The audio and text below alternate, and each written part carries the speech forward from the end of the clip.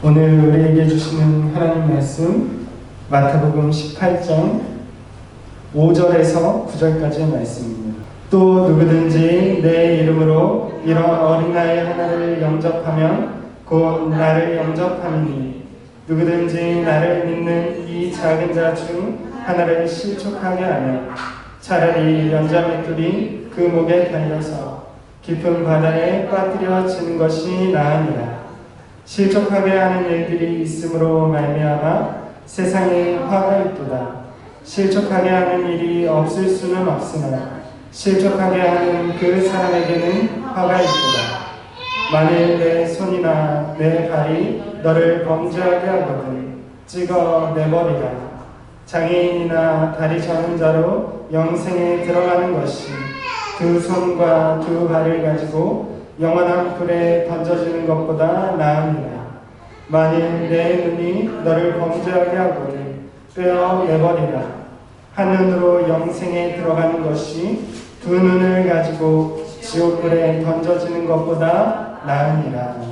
아멘. 오늘 말씀은 영접하는 사람이 큰 자입니다 라는 제목으로 말씀을 나누기 원합니다. 예수님의 제자들은 천국에서 누가 큰 자인가 하는 논쟁을 자주 벌였습니다. 자기들끼리 결론이 나지 않을 때는 예수님께 직접 묻기도 했습니다. 예수님, 우리 중에 누가 가장 큰 자입니까? 라고 물었던 것입니다.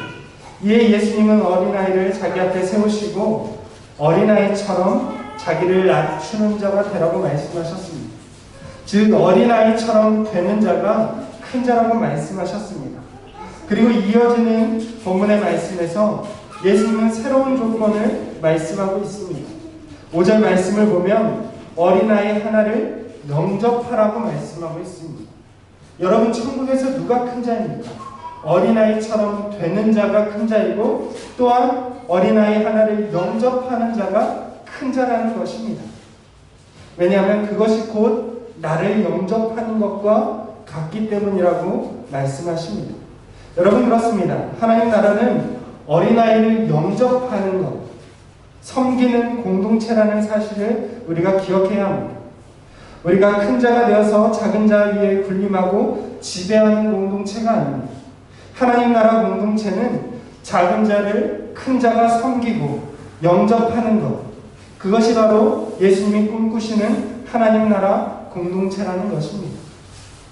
여러분, 하나님 나라는 어린아이와 같이 되는 자, 또한 어린아이 하나를 영접하는 자의 공동체라는 사실입니다. 어린아이와 같은 자들로 가득 찬 공동체를 예수님은 꿈꾸고 있습니다. 서로가 서로를 섬기는 공동체를 꿈꾸고 있는 것입니다. 그런데 예수님은 그러한 어린아이를 영접하는 일, 그렇게 예수님이 꿈꾸시는 공동체와 반대되는 일을 경고하고 있습니다. 여러분, 어린아이를 영접하는 것, 우리가 감이 잘 오지 않죠. 그러면 반대로 영접하지 않는 것은 무엇인지 살펴보길 원합니다. 6절 말씀에 보면 예수님은 작은 자 중에 하나를 실족하게 하는 것이 어린아이, 작은 자를 영접하지 않는 일이라고 말씀하고 있습니다. 여러분, 여기서 실족하게 한다는 것은, 실족하게 한다라는 단어로 번역된 말은 실수하게 하고 믿음을 잃어버리게 한다는 뜻입니다. 여러분, 예수님에 대한 믿음을 가지고 교회 공동체에 출석하게 되었다가 오히려 믿음을 잃어버리게 되는 경우가 있습니다. 예수님을 믿게 되면 필연적으로 공동체에 들어오게 됩니다. 왜냐하면 주님께서는 우리를 신앙으로 부르실 때에 공동체로 부르셨기 때문에 그렇습니다. 그런데 문제는 이 공동체 안에서 서로 간에 실족하게 하는 일, 믿음을 잃어버리게 하는 일이 종종 발생한다는 것입니다. 비난과 손가락질 또는 정죄나 판단으로 인해서 공동체로부터 상처를 받아서 믿음에서 떠나게 되는 것입니다. 여러분, 누군가 예수님에 대한 믿음을 가졌다가 그것을 버리고 떠나는 대부분의 경우는 예수님께 대한 실망이 아니라 공동체에 대한 실망으로 신앙을 버리게 되는 경우를 우리가 많이 볼 수 있습니다. 여러분, 그렇습니다. 우리 안에서 이렇게 상처받고 떠나는 사람들이 얼마나 많은지 모릅니다. 교회를 떠난 사람들은 이렇게 자주 이야기합니다. 예수님은 좋지만 교회는 싫다. 그리고 심지어 어떤 사람은 이렇게 말합니다. 예수님은 좋지만 교회는 싫고 목사는 더 싫다 라고 이야기하는 사람들이 있다고 합니다. 여러분, 그만큼 교회 안에서 상처를 받아서 신앙을 잃어버리는 사람들이 많다라는 것을 우리가 알 수 있는 것입니다. 결국 이런 일이 벌어지는 까닭은 하나님을 먼저 믿게 된 형제들 사이에서, 예수님의 제자들 사이에서 서로를 영접하지 않았기 때문에 일어나는 일들입니다. 우리가 서로를 진심으로 대접하고 마음을 다해 섬기고 영접한다면 결코 누군가가 신앙을 잃어버리는 일은 없을 것입니다. 예수님은 바로 그것을 제자들한테 요구하고 있는 것입니다. 예수님은 자신을 대접하고 섬기는 것처럼 서로 형제를 그렇게 섬기고 대접하라고 말씀하고 있습니다. 여러분, 우리가 예수님에 대해서 어떻게 생각하고 있습니까? 여러분, 사실 신앙을 가진 사람들은 예수님에 대해서 굉장히 존경과 또한 대접의 마음, 섬김의 마음을 다 가지고 있습니다. 예수님은 바로 그것을 이야기하고 있습니다. 나를 대하듯이 서로를 대하라는 것입니다. 앞서 예수님은 마태복음 10장에서 선지자의 이름으로 선지자를 영접하는 자는 선지자의 상을 받을 것이다 라고 말씀하셨습니다. 선지자를 대접하는 자, 선지자를 영접하는 자는 선지자와 똑같은 상을 받을 것이다 라고 말씀하셨죠. 그러면 예수님의 이름으로 예수님의 형제를 영접하는 자가 받을 상은 무엇이겠습니까? 예수님께서 받으실 상과 같은 상을 받을 것이 분명합니다. 예수님 우리에게 그것을 이야기해주고 있는 것입니다. 우리에게 이러한 예수님의 이름으로써 작은 자를 영접하는 자에게 주어지는 은혜의 상을 받는 자들이 되시기를 주님의 이름으로 축원을 드립니다. 그러나 예수님의 제자들은 서로를 사랑의 대상으로 여기지 않고 경쟁의 대상으로 여기고 있는 것을 우리가 볼 수 있습니다. 여러분, 예수님의 이 말씀이 이 대답이 어째서 나왔습니까? 제자들이 서로 경쟁하면서 예수님께 누가 우리 중에 큰 자냐고 물었기 때문에 나온 대답이었습니다. 그 이야기는 제자들은 지금 서로를 섬김의 대상, 영접의 대상으로 바라보지 않고 경쟁의 대상으로 바라보고 있다는 것입니다. 경쟁의 대상이 되면 필연적으로 미움의 대상이 될 수밖에 없습니다. 경쟁하는 상대를 영접할 수 없습니다. 예루살렘에 가까이 올수록 제자들은 더욱더 치열한 경쟁에 빠지게 되었습니다. 여러분, 이 본문의 말씀은 예수님께서 마지막으로 예루살렘에 올라가시기 직전에 일어났던 일들입니다. 그 이야기는 무엇입니까?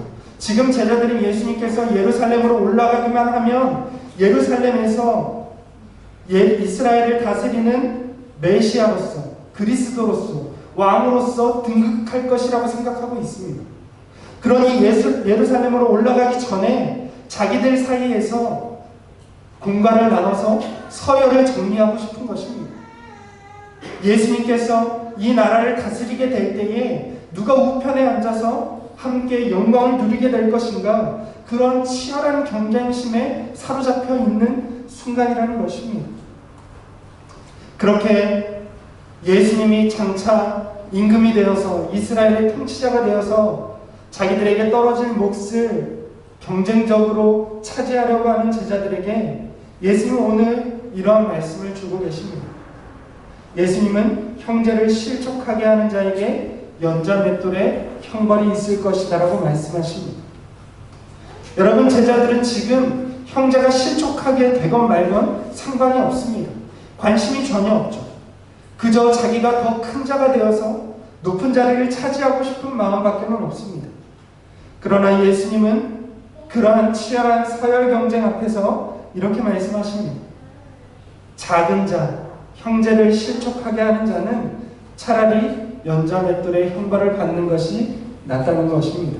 여러분, 연자맷돌은 낙이나 소나 짐승이 돌리는 큰 맷돌을 뜻합니다. 곡식을 빻기 위해서 우리가 생각하는 그 맷돌이 아니라 굉장히 거대한 맷돌을 그 가운데 현무암의 가운데 구멍을 뚫어서 줄을 매서 짐승이 끌게 하는 것이 바로 연자맷돌이었습니다. 그런데 당시 사형제도 가운데 이 연자맷돌을 사람 목에 달아서 바다에 빠뜨리는 형벌이 있었습니다. 시체조차 찾지 못하게 하려는 굉장히 엄한 형벌이었습니다. 예수님을 믿는 작은 자 중에 하나의 믿음을 잃어버리게 하는 자는 그런 무서운 형벌을 받게 된다라고 말씀하고 있는 것입니다. 여러분, 그런데 7절 말씀을 보시기 원합니다. 7절 말씀에 보면 실족하게 하는 일들이 있음으로 말미암아 세상에 화가 있도다. 실족하게 하는 일이 없을 수는 없으나 실족하게 하는 그 사람에게는 화가 있도다. 여러분, 이 말이 무엇입니까? 여러분, 실족하게 하는 일은 피할 수 없다는 것입니다. 우리가 부족한 사람들이기 때문에, 이것이 우리의 한계이기 때문에 누군가는 필연적으로 상처를 받고 믿음을 잃어버리게 될 수 있다는 것입니다. 여러분, 그러면 우리가 어떻게 해야 합니까? 우리가 어떻게 하면 형제가 실족하지 않게, 형제가 나로 인해서 상처받지 않도록 우리는 어떻게 할 수 있습니까? 여러분, 예수님은 강력하게 8절과 9절 말씀에 이렇게 이야기하고 있습니다. 손이나 발이 범죄하면 찍어 내버리라는 것입니다.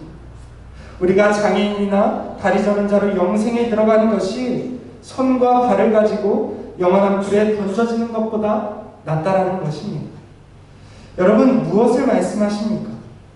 여러분, 예수님은 그만큼 형제에게 상처를 주고 형제를 실족하게 하고 형제의 믿음을 잃어버리게 하는 일을 주의하고 경계하고 조심하라는 것입니다.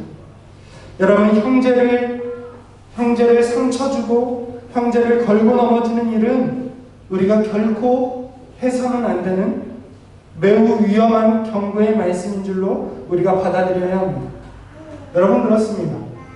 누군가의 한 생명을 떨어지게 하는 자는 그와 동일한 형벌을 예수님께서 말씀하고 있는 것입니다. 여러분, 연자맷돌을 달아서 바다에 던져진다는 것은 사실상 영원한 심판을 뜻합니다. 왜냐하면 바벨론 요한계시록에서 마지막 죄악의 모든 도성으로 상징되는 바벨론을 하나님께서 연자맷돌을 달아서 바다에 던져버린다라고 심판하고 있기 때문에 그렇습니다.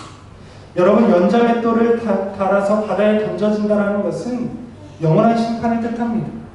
누군가 형제를 믿음에서부터 실족시키는 자는 영원한 심판을 피할 수 없다라는 예수님의 말씀입니다.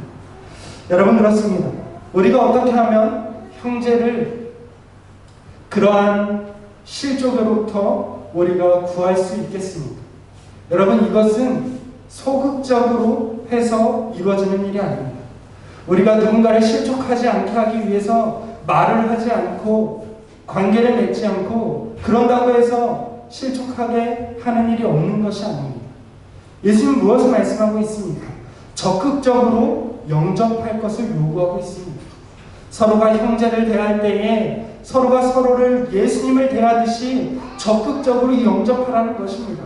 우리가 어떻게 예수님이 우리 가운데 있다면 예수님을 그저 왕따처럼 예수님 혼자 내버려둘 수 있겠습니까? 예수님 우리 중에 계시다면 우리는 적극적으로 예수님을 영접할 것입니다.